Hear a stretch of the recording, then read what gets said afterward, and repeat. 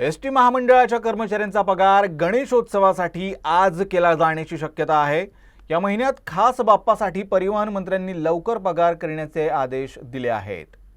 महाराष्ट्र सरकारने गेल्या आठवड्यात राज्य सरकारी कर्मचाऱ्यांना ऑगस्ट महिन्याचा पगार गणेशोत्सवानिमित्त 26 ऑगस्टला देण्याचा निर्णय जाहीर केला होता। यानंतर परिवहन मंत्री प्रताप सरनाईक यांनी एसटी महामंडळाच्या कर्मचाऱ्यांना देखील 26 ऑगस्टला पगार देण्यासाठी प्रयत्न सुरू केले होते। सरनाईक यांनी एसटी कर्मचारी पगाराची फाईल गेल्या आठवड्यात वित्त विभागाकडे पाठवली होती आणि लवकर निधी देण्याची मागणी केली होती। एसटी कर्मचाऱ्यांच्या त्या मागणीला यश आलंय। एसटी कर्मचाऱ्यांना देखील पगार मिळणार आहे।